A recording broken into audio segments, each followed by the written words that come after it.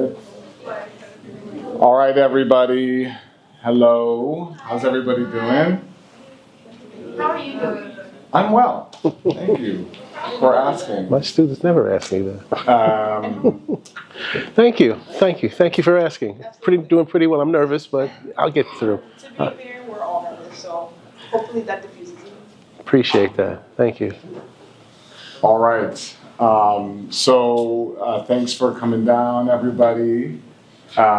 We have another of our stakeholder talks today, and so we're welcoming back to the school Glenn Hunter, who is the co-executive director of the Harlem Cultural Archive, and also involved as a resident and advocate here in town, here in Harlem, in a number of different things, because it's a overlapping ecosystem here.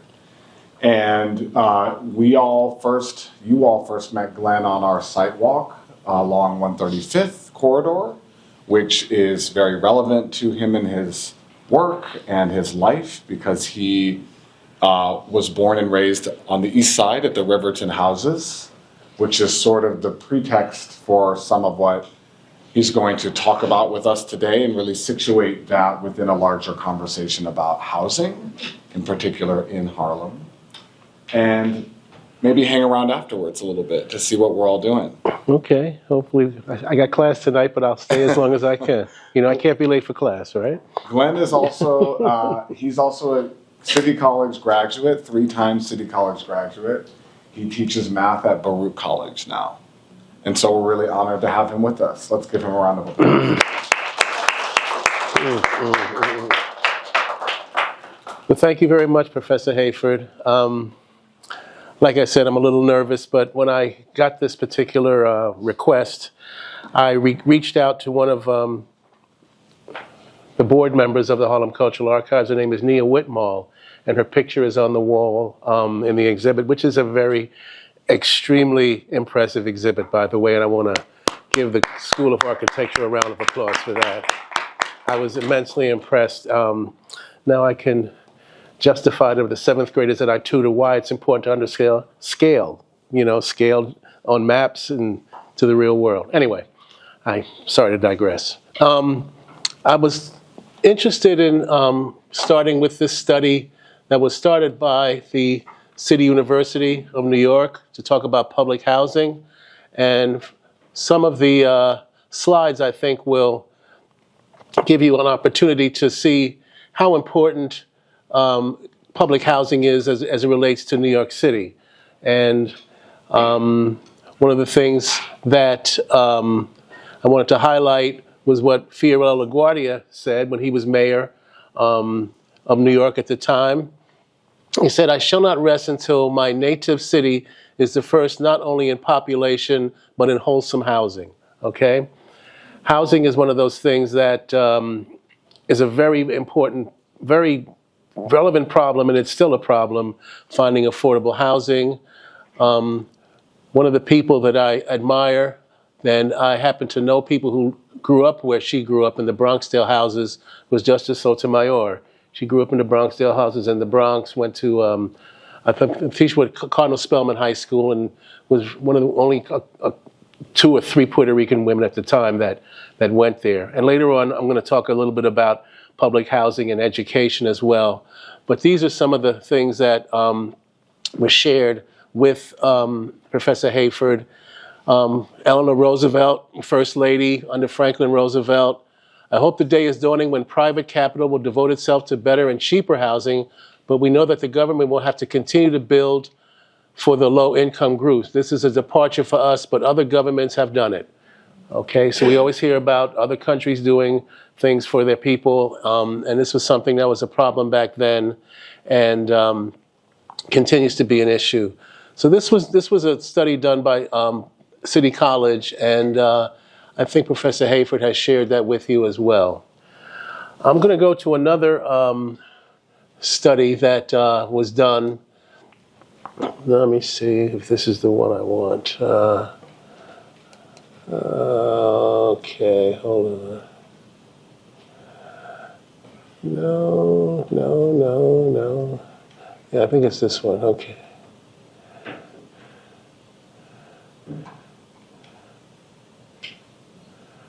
Okay, we can work with this one. Okay. One of the things that's very near and dear to me is education. I retired as a teacher of 26 years in the New York City Department of Education. And one of the things that that was studied by a group in New York University was the effect it has on students in their education. Okay, what's the impact? Okay, so there are several pieces of information I'd like to share with you. The questions that the researchers posed was, are NYCHA students concentrated in a few schools? If so, what are the characteristics of the schools that children living in public housing attend different from other schools? Okay, do public housing students perform at the same level as students of similar background who do not live in NYCHA housing? And does the performance of NYCHA students vary depending on the neighborhood they live in? Now, NYCHA stands for New York City Housing Authority, okay? And this was an agency that was developed by Fiorello LaGuardia, like I said, it was the first in the country, as it turns out, okay? This was back in 1934. Now, one of the things that is interesting, and I think Professor Hayford has shared this with you. So here you'll notice the demographics of typical elementary school as it pertains to non-NYCHA and NYCHA students, okay? So you'll notice the percentages, how they vary, okay? And how many are eligible for free lunch. And that's something called Title I, for those of you who are interested. Title I is usually measured by the number of students that are eligible for free lunch. And again, some of these statistics I think you will be able to appreciate. Where there's always talking about the achievement gap as it pertains to students of color and those who are not. So in this case, they're looking at NYCHA versus non-NYCHA students. So it's looking like those in NYCHA are in the green, those in non-NYCHA housing are in the purple, okay? So,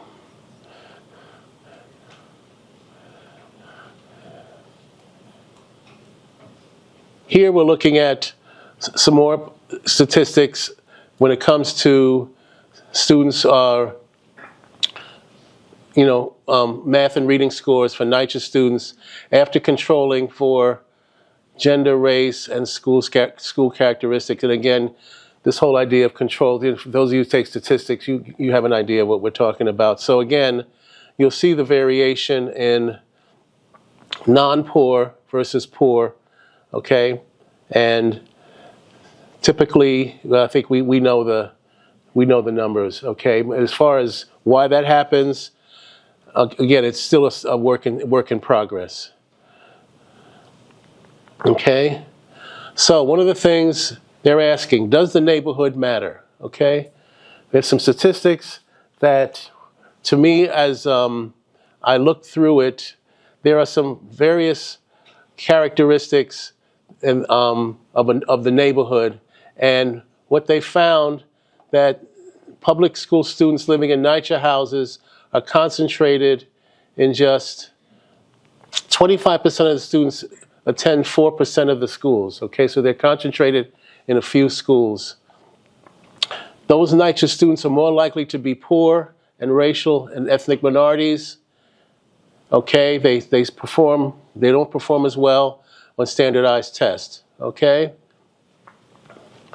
Even after controlling for race, gender, nativity, status, etc., students living in public housings perform worse on standardized tests than those living elsewhere.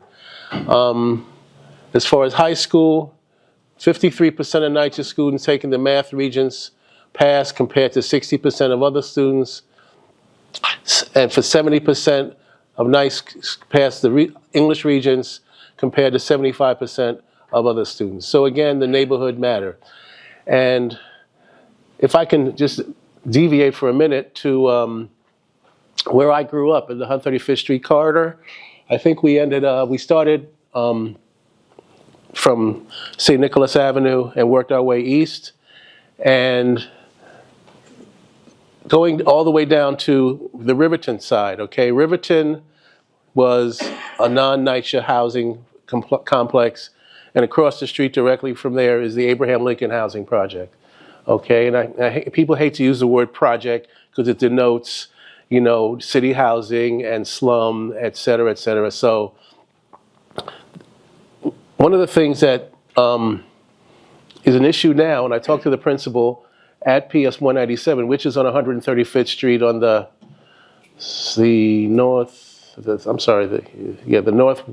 northwest corner. The school I went to is that people from the Riverton are not enrolling their students in the school across the street, which is a very good school, by the way. Okay, not only do they have majority students from public housing, but they also have students from homeless shelters there attending those schools, okay? Which is something that, as an educator, we, in the public school system, we had to take into account from time to time that those students did not have access to simple things like a graphing calculator when it came time for the math region so they could practice. They didn't have access to the internet, okay, to do homework like you guys can do on your phones these days, okay? As opposed to folks in the Riverton where they're sending their kids, a lot of them, to private schools where they have all sorts of amount of money to spend per student, you know, an amazing amount of resources to afford that. So in my own particular growing up there, the classes that were what was called back in the time IGC, intellectually gifted students, the majority of them were majority kids from Riverton as opposed to kids from outside Riverton, okay? And that was something that was duly noted as a result of a lot of factors. In Riverton, there were quite a few high-level professionals, doctors, lawyers, judges, quite a few educators. There were professional dentists and doctors' offices on premises. And the fact that they had access not just to income, higher income, but they had access to role models as well. And that's something that one of the charts that I'll show you a little bit later talks about when it talks about a neighborhood. You know, the access to role models is a big one. And for me personally, the fact that my friends above me were going to college, that was just, oh, well, I'm going to go to college too. But that wasn't necessarily the case for students in public housing per se. Okay, let me move along to another study that Nia helped me talk about, and let me see if I can find it. Okay. Let me see if this is the one. Okay. All right. This is one done by the Pratt Center. And let me see, what page do I want to go to? I'd like to go down to some of the statistics. In this case, here I'd like to bring this up a little bit as well. Okay. Here is a chart that, and again, some of these studies were done some time ago, but I'm pretty sure that the demographics haven't changed much. Okay, so in Manhattan, we have the number of NYCHA residents and a percent of all NYCHA residents for the city, and a percent of all residents. So in Manhattan, 19% of the people live in NYCHA housing. Okay, in the Bronx, it's 16%, 16.6 in Brooklyn, 30. I'm talking about percentage of all city residents, as you know, the percent of NYCHA residents to the city. Okay. Now, when it comes to poverty, okay, A significant number of NYCHA residents lived in areas of concentrated poverty, okay? We're talking about living below the poverty line, okay?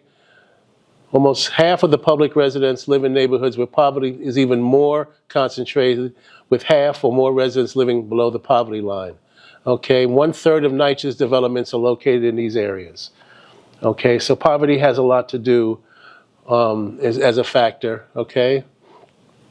While represent 5% of all New Yorkers, they represent 14% of the city's poor. Okay, these are the numbers. And again, even though it's dated back. So if you look at some of these charts that I think Professor Hayford has made available to you, you'll see the concentration, okay, here in yellow, 50% living below the poverty line, okay? Here, 40 to 49% living below the poverty line. You'll notice the concentration in certain areas. This is Upper Manhattan, near where we are. Here's the Bronx, okay, parts of Brooklyn, okay, but you'll notice in other areas there's not that type of concentrated poverty, okay. Now, with regard to the percentage of, okay, important housing, by far the lowest incomes and lowest rent burden of every type, you'll notice here's public housing households, the median income, the median monthly rent, and that percentage of the rent toward their what they bring home. And again, you know, these are the numbers when it talks about when they talk about what percentage of your housing of your income should go to housing. These are some of the numbers that reflect that. So I'll talk a little bit about now rent controlled. Okay, again, public housing.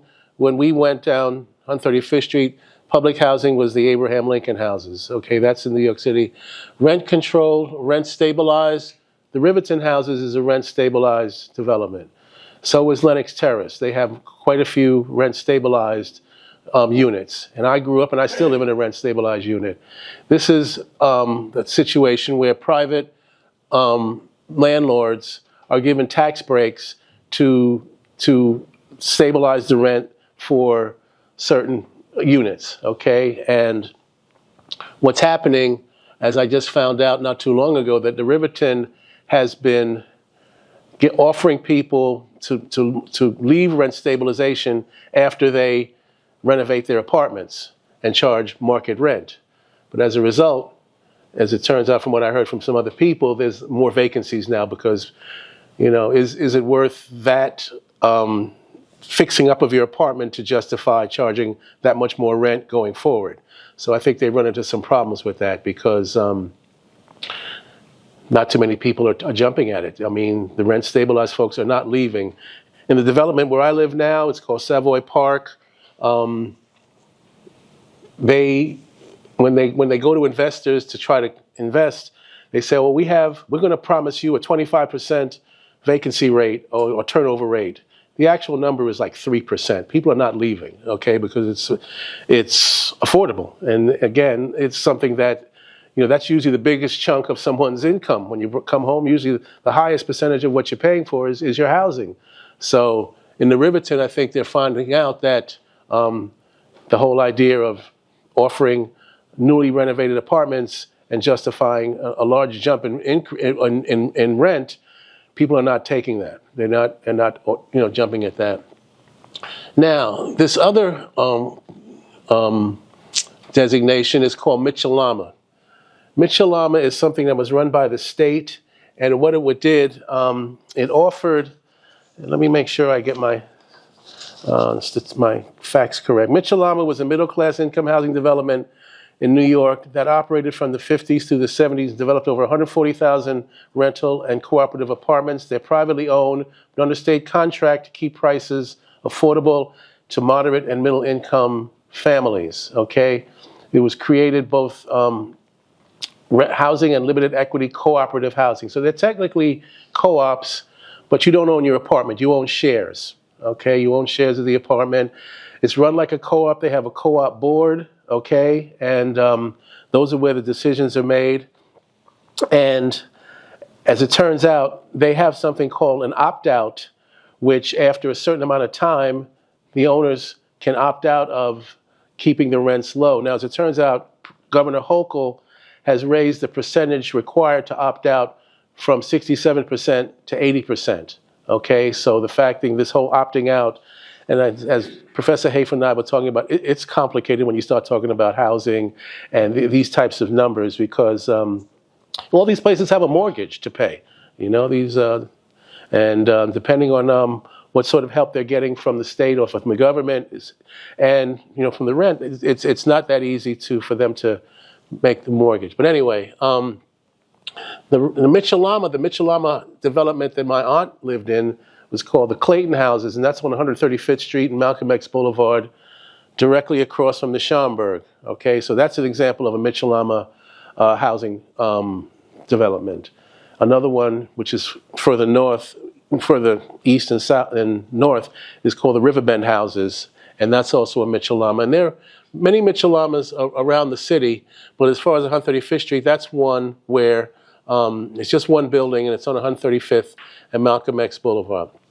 So again, these, not just public housing, but these are some other methods to provide affordable housing to people in New York City. And again, 135th Street has an example of all three. As far as employment, okay, more than 1/3 of the working age of NYCHA housing residents are employed, compared to 1/2 of New York City residents, okay? So the employment is an issue as well. Now, when it comes to, what's the next big topic here? How many of them are on public assistance? Okay, the average income of public income increased by 56% when adjusted. Public housing residents experienced the most gain in income, okay? The number of residents receiving public assistance has increased, okay? Now, here we have some numbers, the percentage of change in income compared to NYCHA housing versus in the different areas, okay? Okay. In the same time that income has risen and overall number of housing residents has declined, the number receiving public assistance has also increased, okay? And some of these other charts will give you levels of concentration. Now, something we started talking about when it comes to education, okay? Again, I think this is very important. The education gap is significant, okay? Here, NYCHA resident percent less than high school, 47 versus 25 for other residents. High school graduate are the same, okay? The percentage is a lot lower when it comes to college graduate or more, okay? So in New York City, we find that here are the gaps, okay? And again, you have access to this information. Now, with regard to the racial composition, blacks are the majority in public housing. Latino are on the trend to surpass their numbers, okay? So you can see the comparison here, all right? And again, Professor Hafer gave you access to these charts, okay? Now, where am I on this one? Here are some more charts when it comes to population, density. Okay, I didn't mean to go past it so quickly, okay? Here's percent black population, percent Hispanic, okay? Here's percent white, percent Asian, okay? You can see the concentration, okay? Allen Street, I used to spend a lot of time on Allen Street in the Lower East Side. Okay, so let me go to another one of the studies. And again, okay, there's one for age as well. the number of senior citizens like myself. Here's a concentration of senior citizens, and as you'll see that 1/5 of all the residents are senior citizens. Okay. All right. And again, so you have access to this information, and let me go to another.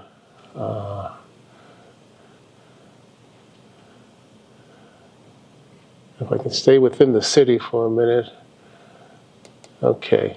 Now, here is one that I wanted to talk about a little bit more. Just a history of housing in New York City. And let me get to my slide here. Okay. And New York City has been like the model for public housing in the country, okay? They're different from other large cities. It's been a pioneer in housing policy. It had the first tenement laws, zoning ordinances, first public housing projects. And its policies still set the city apart. I may come back to this particularly, but I did want to show you some initiatives that began in the early 70s. As it turns out, the city lost over 800,000 residents, okay, due to high maintenance costs and stagnant incomes. Entire neighborhoods are being devastated by waves of abandonment and arson, okay. The city had taken ownership through tax foreclosure of over 60,000 vacant units and 40,000 that were occupied and semi-occupied. So the city agency that HPD, Housing Preservation Development, became the second largest landlord. Only NYCHA has control over more units, okay? Now, if I can go down to some information here. Okay, where did I want to go to? And I'm pretty sure I have.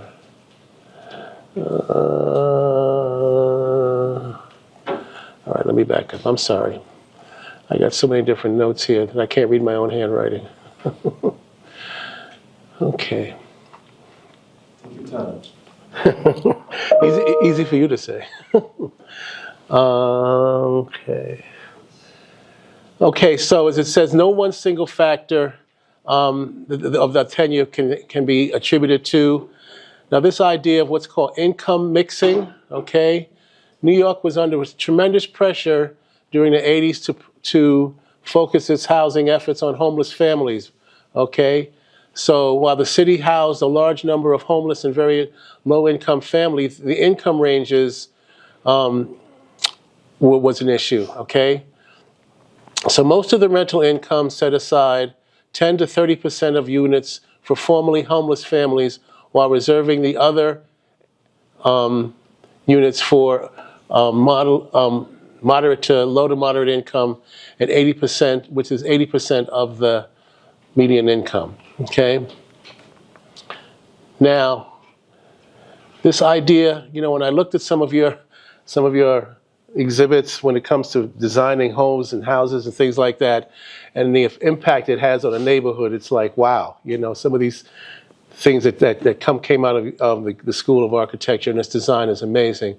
But with regard to neighborhood revitalization, okay, there's always been this thing about bringing in folks who, you know, are low income or homeless, and it's like, not in my backyard. It's fine somewhere else, but not in my backyard.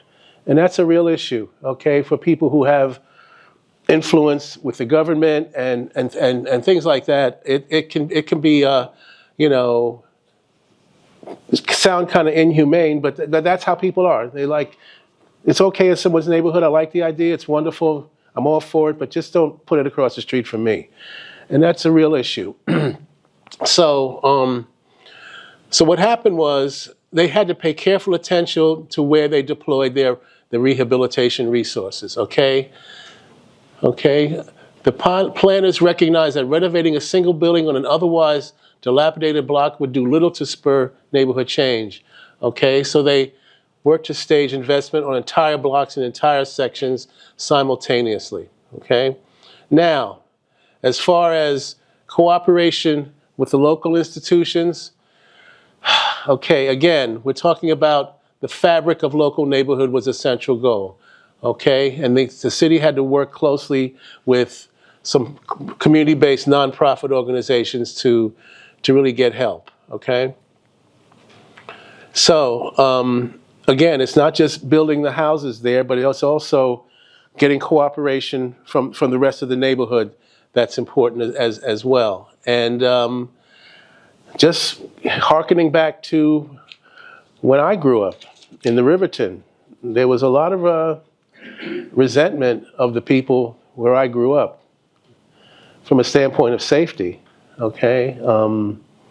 It was kind of commonplace for young women from the Abraham Lincoln houses coming over to our neighborhood to beat us up physically.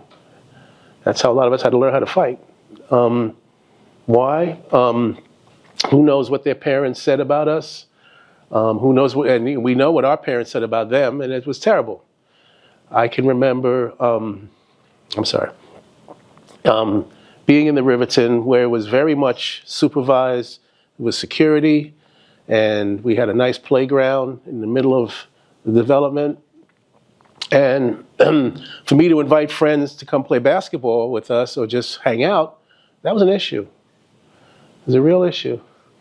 And looking back on it, it was something that it was hard for young people to understand why people who don't have as much money as you or whose parents, and a lot of times it was just the families were larger, you know, and they were forced to live in NYCHA or public housing as opposed to where in places like Riverton or Lenox Terrace or even the Mitchellamas, there was a maximum number of people that could live there. Now, there was always this thing about how many people were actually living in these apartments in public housing, okay? You might say there's 4 people living there, but there might be 7 or 8, okay? So that overcrowdedness, you know, I always, going back to my educator hat on, I grew up where I had my own desk and my brother had his own desk to do their homework. Okay, we could go to some quiet space and do our homework, but maybe in public housing, they may not have that luxury. They may have to sit at the kitchen table and try to do their homework while other things are going on. There's cooking, there's other kids running around. I mean, it has its effect on just the proximity of other people. You know, how many people are there, the traffic going in and out, and again. I'm not here to characterize anybody's lifestyle, but this was real.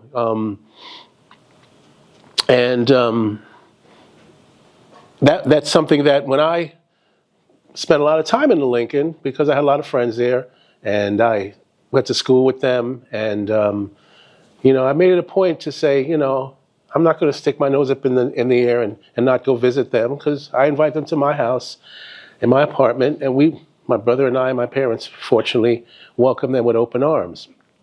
But many of us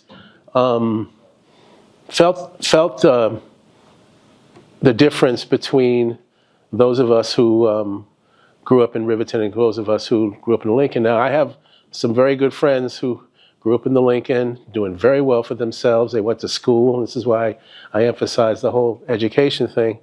But when it came to looking at them and offering to help, going over and tutoring their younger brother in math or helping them learn how to read, because they may not have anybody in their family who had the ability to help them out. This is something that, my brother and I started something, a little Saturday program to help the folks in public housing and in the homeless areas as well.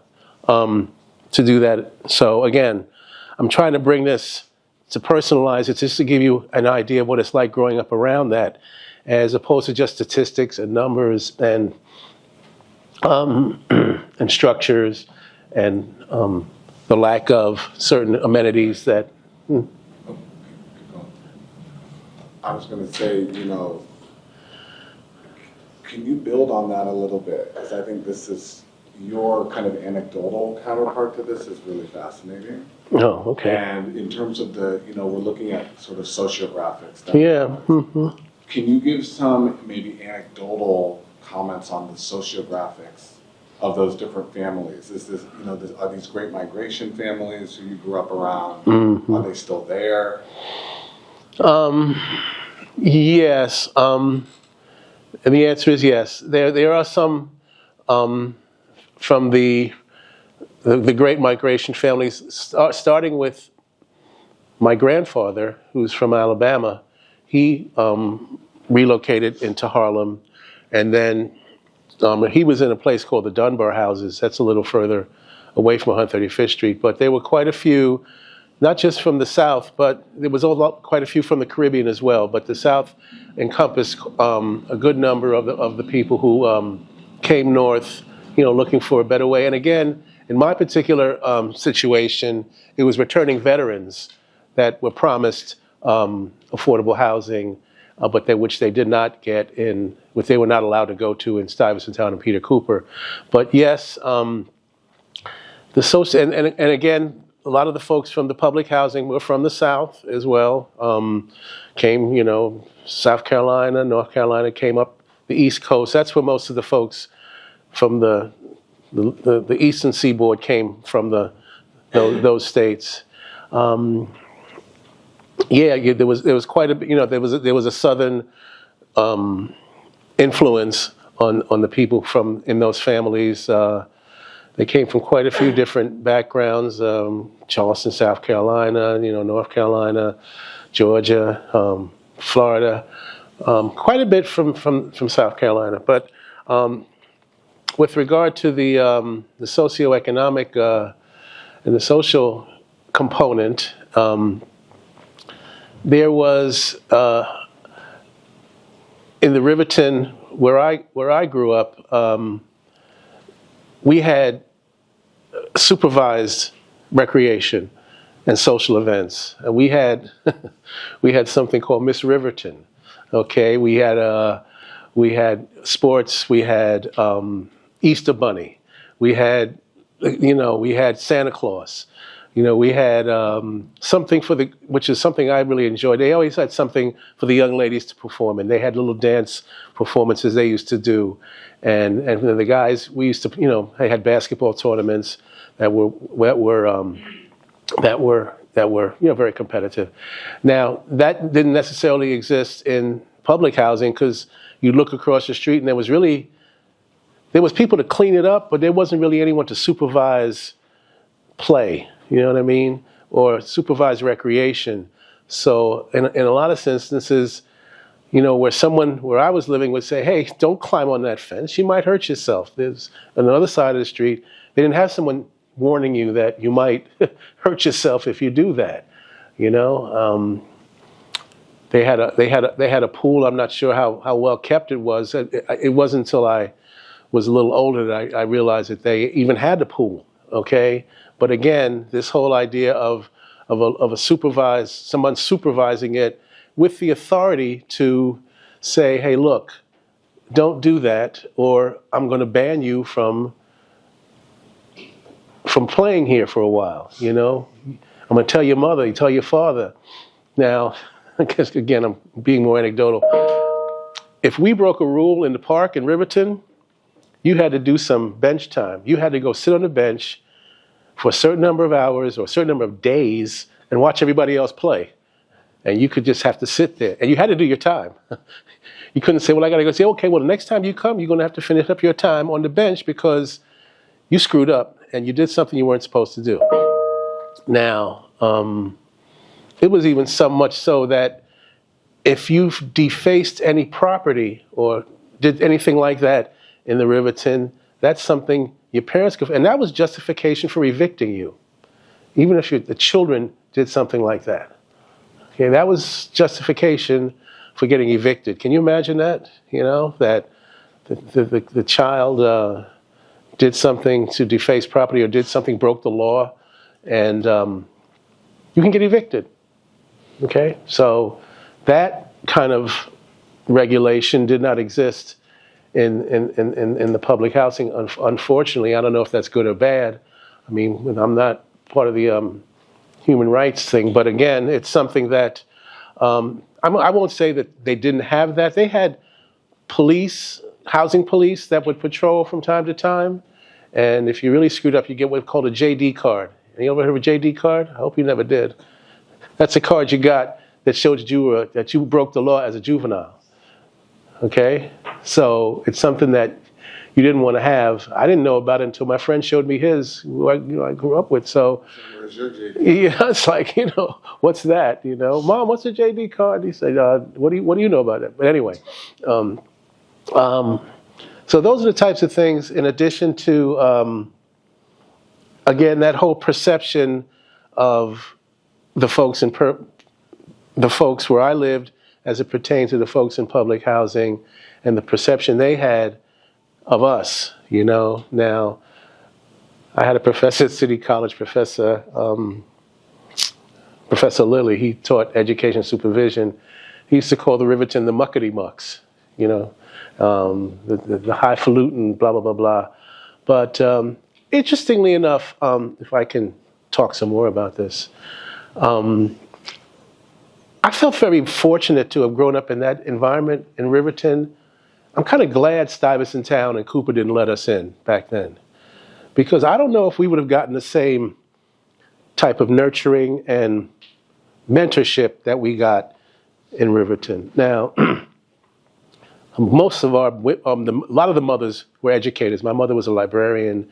We had a slew of teachers in the Riverton as well. We had lawyers. Mayor Dinkins lived there. He was an attorney. Had a hard time paying his rent for a while as a lawyer, but as Charlie Rangel tells it.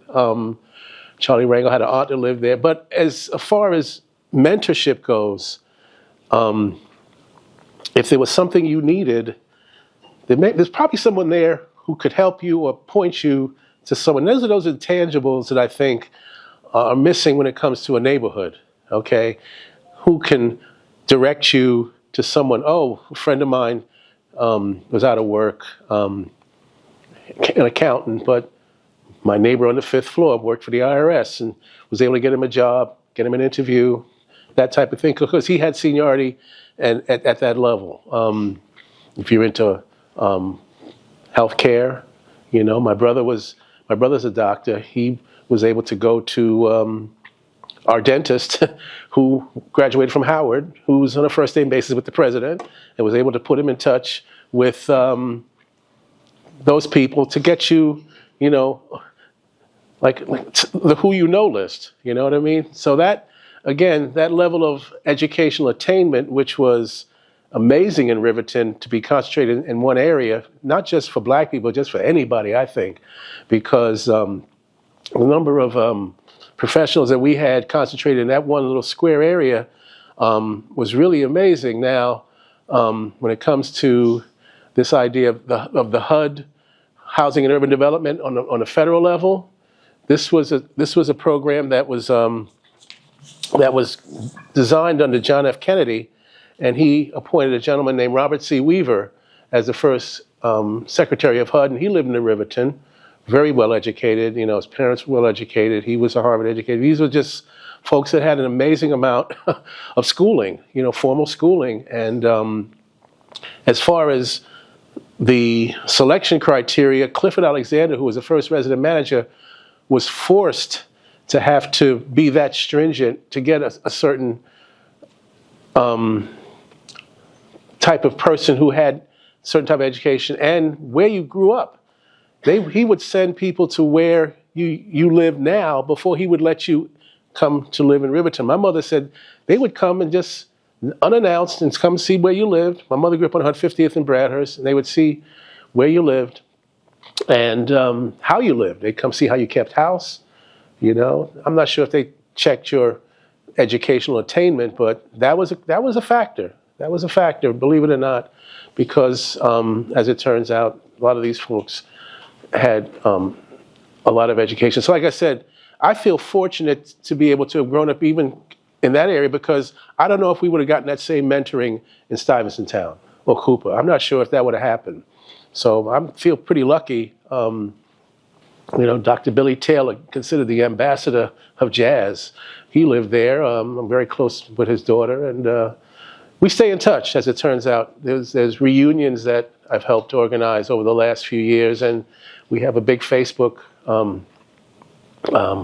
presence too. Now, on the side with Lincoln, I'm very close with friends, a couple of good friends. One of my good friends, Russell Schuler, had that park redeveloped, and as it turns out, the housing, their tenants associations has gotten to be more and more active when it comes to conditions in the development. If they don't come pick up the waste on time, someone will get a phone call. Someone's active and can call someone to get something done. And unfortunately, when it came to Harlem, I used to work in Midtown Manhattan, and I said, "Where do you live?" I said, "I live in Harlem." "You live in Harlem?" I said, "Yeah, born and raised." Wow. Well, is it true that you have to dodge the junkies, and is it crime? Is it there's crime everywhere. There's crime everywhere, and but just the whole idea of getting the label, when you say projects, you say, "Well, I don't live in a project." You think of poor conditions, you think of less than desirable tenants, okay, which has an effect on the children. They're the problem kids in school, which is not true. One of our, the librarian in PS 187, Miss Luton, she's about this big. She had a cafeteria voice that would bell up, but she could walk through anywhere. Nobody would bother her because they loved her, and she loved them. Sorry. She's just bringing back some memories. My babysitter lived across the street in the Lincoln houses, I still stay in touch with people in the Lincoln to this day. I made it a point of playing basketball in the tournaments there and staying in touch with them and not letting people say anything negative about them in my presence if it wasn't true. People would say, "Oh, they don't want to work. They're lazy. There's millions of people living in a few square inches of an apartment." And I said, "Well, how do you know that? Do you have any proof of that? These are people just like you with the same desires, with the same aspirations." And one of my best friends who grew up diagonally across the street from me, he lives in a McMansion now. There's one of my judge friends, Tony Brandveen, grew up in the Lincoln houses. I could think of some more. There was a gentleman on the radio, Bob Slade. He was a journalist par excellence. He would tell you the real story. He grew up in the Lincoln houses. So again, interestingly enough, when the Riverton and the Lincoln first started, the Lincoln rent was higher than the Riverton rent at the time. It was a fact that I didn't know, and I'm learning more and more about. So, as a result of our reunions, we just had a 75th anniversary reunion, and we recognize what we call the pillars of our development. The role models, the educators, the veterans that returned, and as I was telling Professor Hayford, pretty soon there's going to be a plaque displayed that has names of World War II veterans and Tuskegee Airmen, which there was quite a few in the Riverton, as well as nearby. I don't know if you know Borough President Percy Sutton was a Tuskegee Airman. Mayor Dinkins was in the Marines in a black outfit that was segregated because World War II was segregated. There was a gentleman named Dudley Glass in the Riverton. He was an airman. He was a borough commander of the Bronx in the fire department because they wouldn't let him become borough commander of Manhattan. because he was black, because it was too high profile. But there's a couple of, like I said, Supreme Court judges that came out of there. And, but again, growing up there, sometimes you felt guilty. I know I felt guilty sometimes saying that, wow, I'm so close to all these people and have access to them, you know. I don't know if you guys ever heard of Judge Bruce McMarion Wright. They used to call him Cut Him Loose Bruce. The police hated him because he applied the law based on the constitution of the law. And with the whole thing of restrictive bail, you know, he wouldn't have it. He was a veteran. And one of the things that we were talking about with this whole rendering of the Tuskegee Airmen and the Riverton and the veterans is that our dads didn't talk about it that much. They didn't talk about it that much because most often, like my dad, they were relegated to menial tasks. As dad said, we tried our best to score as low as we could on the test, on the entrance exam. Hopefully we would get out of going, but that wasn't the case. They were just relegated to, you know, less prestigious roles. So this is why what Professor Hayford is doing with regard to this living history is something that our organization has been trying to do for some time, particularly as it comes to doing history of the Riverton. I've reached out to other developments to say, hey, look, you know, I think you guys should be doing the same thing. You know, in the Lincoln houses, you had some very well-to-do people, very successful people, people that made an impact. You know, it's really, it's kind of like a labor of love. And I guess people got so much other stuff going on in their lives, you don't have the luxury to think about such things because it costs money, it costs time. You know, it's thankless, and we often, you know, don't appreciate because the historical society that we started because there was none. There was no historical society devoted to preserving the history for future generations. So we started one. And we went through the process of, you know, filing, you know, for the state and the city and the government, federal government. And we've been doing this since 2008, gathering oral history interviews with regard to how things happen. And just to talk even some more, there's a young lady named Martha Jones who wrote a book about birthright citizenship. I don't know if you're familiar with that, but I saw her speak in Brooklyn, and she started out in the Riverton. And what I found out is that there's so much stuff that you can't rely on that's written down.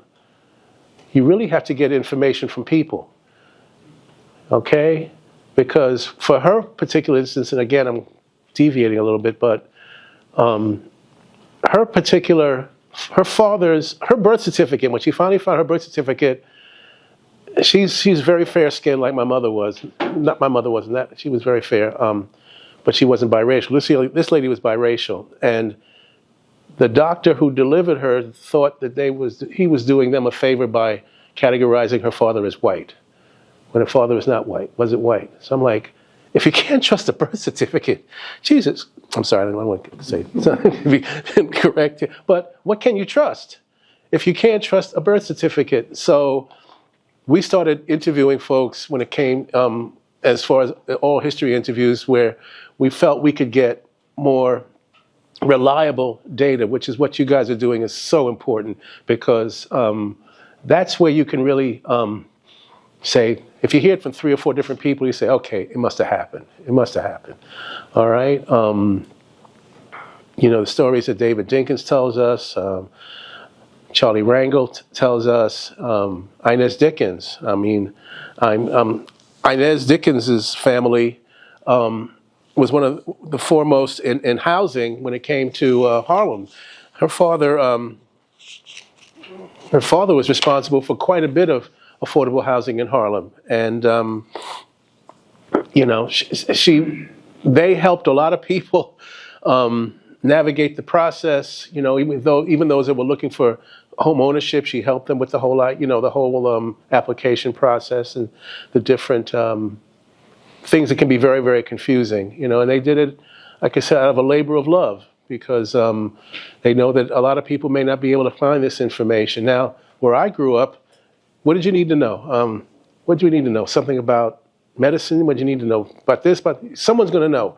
My mother said, "Well, go ask so and so. Go ask this person. Go ask that person. They know. They're so and so and so and so." So there was a lineage.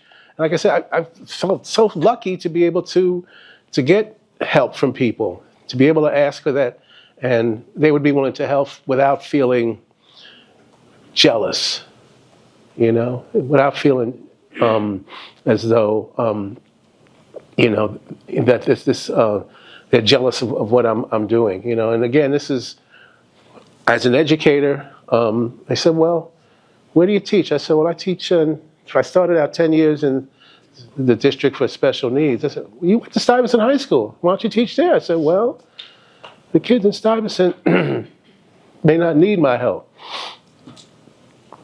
Up in the Bronx where I teach, I got kids who think being a Crip or a Blood is more attractive than getting an education. You know, kids in Harlem or in Washington Heights is where the last district I taught. I said, maybe I can make a difference with them. Maybe I can show them that, hey, someone who looks like me can have a career and have options." That's why I tell them, you don't have to like, because I teach math, and people say, "Oh, math." Yeah. Not you guys, because you're architects, obviously, and you're very good at math. I'm sure there's still some groans, but you still have to be able to understand it. You know, even if you don't like it, and I'm dealing with it, when I leave here, I'm gonna go down and, you know, try to get my college students to appreciate where math and algebra is important. But when I was in the Board of Ed, I particularly wanted to be with my people and our people and people who didn't, you know, necessarily have the one-upsmanship. And ironically, I said, I used to tutor kids paying thousands of dollars for private school. I would tutor kids from Dalton, Fieldston, all these private schools. I would tutor. I was like, "Well, okay, come on, let's go on." And I didn't gouge them with the price, because these were friends of mine, you know. But I said, "I'm a public school teacher. You're going to an elite private school, and I can't tell you how much these schools cost. You know, you would think that some of that support would be built in to the cost. You're paying enough," but I didn't say that out loud. And please don't repeat that, you know. But again, you know, I was a product of the public school system. And like I said, starting with PS 197, that's across the street from me, I got an excellent education there. I went to school in the Bronx under something called open enrollment, where there were schools that were taking students from outside their district and educating them there. I used to ride the number 4 train with the students from DeWitt Clinton when I was in junior high school. It was an adventure. But we did it because that's what my parents knew, that I was going to get a good education. So, Do you want to see if maybe folks have questions? oh, please, I'm so sorry. This is great. I'm sorry if I went off the charts and stuff, but I mean, I just wanted to make it real, you know, and ask any question you want, except how old I am. No, you can ask how old I am. Please, anybody. Anyone have any questions? Anybody, especially those of you who are looking more at those sites? Want to ask Glenn anything? Comments? Thoughts? You know, interestingly, this particular corridor, the 135th Street corridor, and we made stops there, and I think, you know, Casey gave a nice talk at Schomburg. Across the street in Harlem Hospital, not just those murals, but that is where some of the, innovations in medical practice came out of Harlem Hospital. Okay, I had friends whose father was head of radiology, lived in Riverdale, but grew up in Harlem. Friday night, she's getting ready to go down. Could have gone to any other hospital. Could have been at any hospital, but wanted to make sure his people. I'm sorry. No, please, yes, I'm sorry. So for the Ripperton houses, I know it was like sort of gated in. How would you say that boundary was, how did that boundary impact those residents there compared to the Lincoln houses? Well, it wasn't always that way. This is a recent development. When I grew up, it was not gated. Okay, now, I think after Metropolitan Life, there was a series of owners. I'm not sure exactly which, but I think I know the name of them, but they decided to make it a gated community. They actually wanted to dig up the basketball court and put a dog run there. A dog run. instead of the park. So the fact that Riverton, I want to say the late 90s, maybe it's a two. I'd have to look it up. I don't want to say the wrong thing. It just seems like it wasn't gated when I moved out in '97. It was in this century. It wasn't when I was there. It was nothing like that when I was there. But the fact that it's gated now, interestingly enough, there's not a whole lot of activity going on in there. When we were growing up, 9 o'clock when the park opened, I was downstairs helping them open up the park. We hung out in there. We were able to really come together. And it was attractive to folks who didn't live there because they felt safe and they felt welcomed. Now, again, because it was their supervision, and for those of us in education, we know that even though kids, hey, they resent it, they like the idea that they're being supervised. They like boundaries. They expect boundaries. Now, as far as the fact that they didn't have that type of supervision when it came to recreation, there was easy access. I hate to say it, but a lot of times we'd see people come running through, because I'd be in the Lincoln with my friends, and we see people come running through there who just broke the law, because they know they can get lost in there. You know what I mean? So it was kind of wide open. I mean, most of the people hated it who lived there, They just resented the fact that, that people can come in there and think it's okay to just come in there and get lost because it's okay to harbor criminals or something like that because they felt that was their thing. I'm not sure if that really answers your question, but the whole idea of it being gated, I'm not sure if, I'm not sure what the purpose was for that, if it was totally for security or to make it appear like it's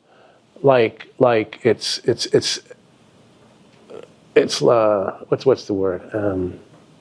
Protected. So I'm not sure what the right word is, but I'm not sure what if they accomplished anything. Now, as it turns out, where I live now, the Savoy Park, they're quote unquote gated. Now it's a pain in the butt getting in there because the folks who are visiting you, now they got to figure out the number from the outside phone number to call you, and it's going to call my cell phone, and I don't know what number to hit to open the gate. You know what I mean? And it's a pain in the butt sometimes, but as far as for security purposes, I mean, obviously that it helps when you have to let people in and you monitor their entry and exit as well. So, yes, ma'am. I just want to say thank you so much for sharing this. I can exhale now. Yeah, it definitely changes. Just the feel of for me personally, it changes the feel of the course when we're actually able to hear how the voices of the people are affected by the statistics that we see on the screen. And a lot of the times it's so easy to gloss over, like, oh, this is like the percentage of this, and the percentage of that. Numbers are important, stats are important, but a story carries so much more weight. And so I just want to say thank you for sharing. There's several points where you got emotional, and I like asking you guys, because I definitely, I feel that. I felt I felt how much you care about it. Bringing up a question, and you don't necessarily have to have an answer for it, but maybe something to continue the conversation.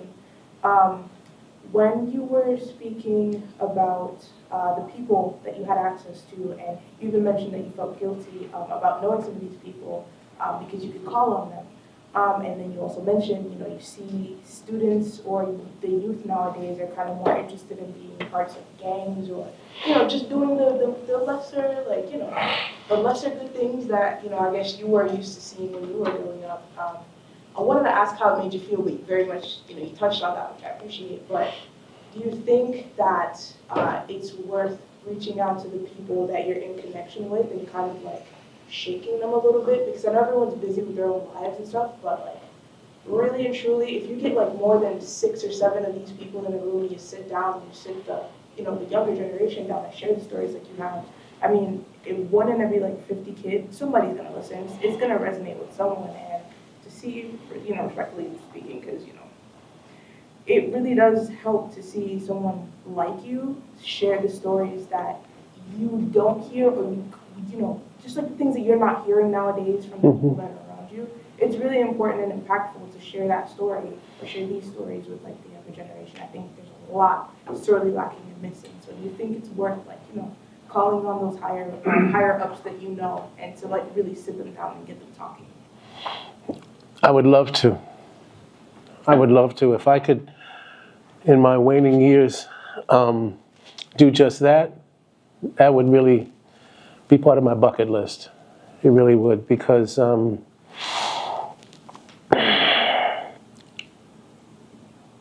the impact of, and again, feeling fortunate to be growing up where I lived, there were those of us who tried to show how cool they were and down they were by getting into things that they probably wouldn't have gotten into if they weren't in contact with people who were not as fortunate as them. And I'll just put it that way.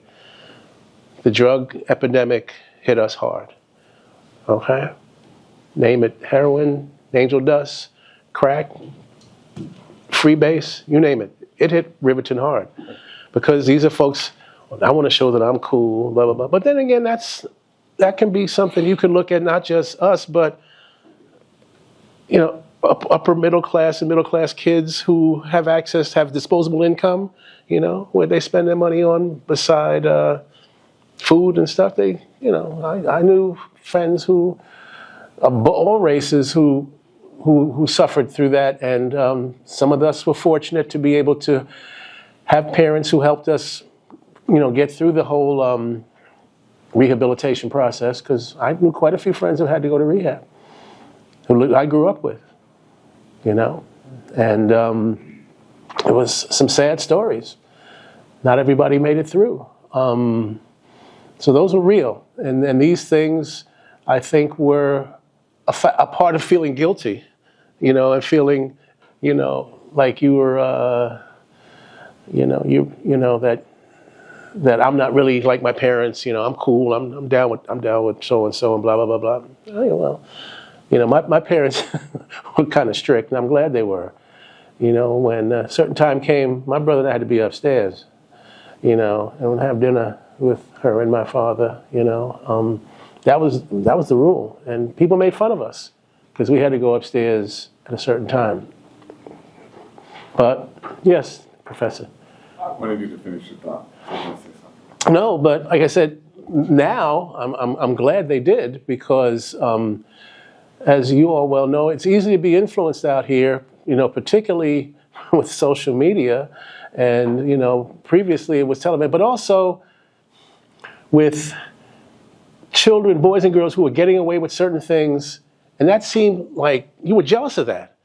Oh, they talked back to an adult, they smoked pot in their house and didn't care, and nothing happened. Well, damn, that seems pretty attractive, you know what I mean? To be able to get away with stuff like that and no consequences. But unfortunately, there's a downside to that. Some of them didn't. The light didn't go on, unfortunately, until it was too late. Yes, Professor. So I pulled up also the aerial view of Riverton and Lincoln on there.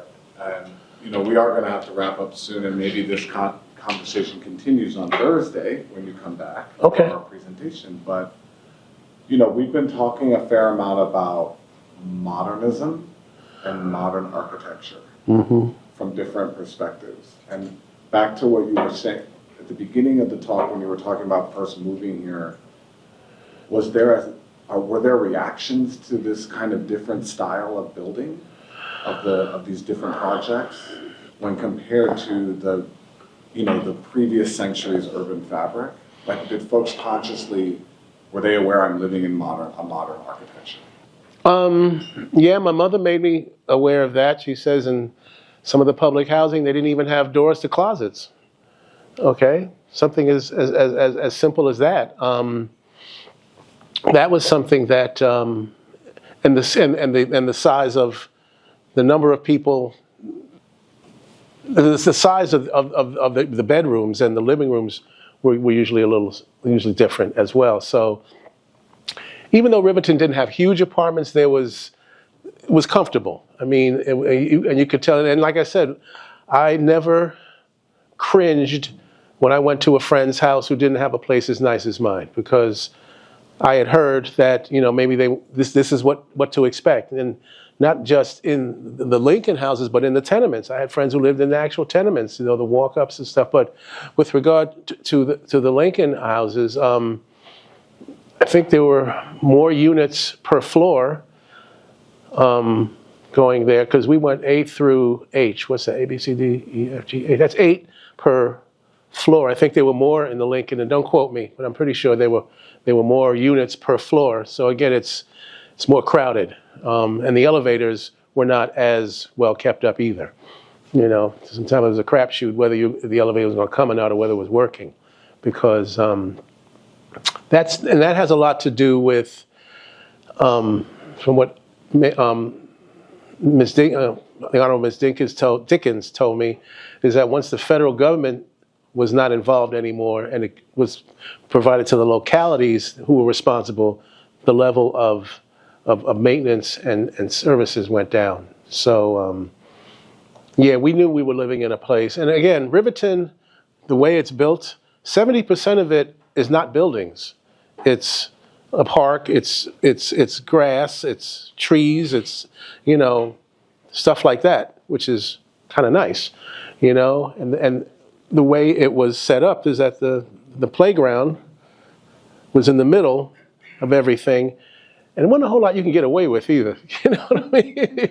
Really, I mean, someone's mom or father, you're going to see, you know what I mean? So that in itself, where things are kind of out in the open, and there's benches all over the place, you can come sit in the benches. That was when you were allowed to go out after dinner. That's where a lot of the socialization became. You know, the guys were on the benches over here, the girls were on the benches over there, but it was safe. We were safe, and it was something nice, you know. And you notice the difference when you went other places. I definitely noticed the difference. And it's like, wow, I'm pretty lucky to be where I'm at. You know. Yes, ma'am. Noticing that a lot of highways and roads and here in Britain, how did you feel like growing up there with like all the noises from the cars? You sound like my wife. Again, you know, Riverton was built on the crook of the Harlem River. There wasn't a whole lot there.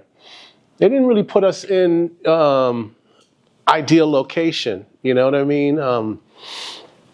It was an experiment, and I don't know if can I show them where the Harlem River is, just to show you how it's on the crook. Yeah, it's kind of on the crook of the Harlem River here, okay? And in this area, there were a lot of car repairs and auto repair shops and things like that. There wasn't any housing per se. You know what I mean? So the highway, yes, the highway was an issue. Fifth Avenue was always a busy thoroughfare as well. Yes, the noise was something that, I don't know, people put up with it. They were just happy to have a place that was nice. And again, I call it an experiment because if this didn't work, I don't think the Lenox Terrace would have been built. I don't think the Riverbend houses would have been built. I don't think the Clayton would have been built as well if this didn't work. And that's why I think Clifford Alexander Sr.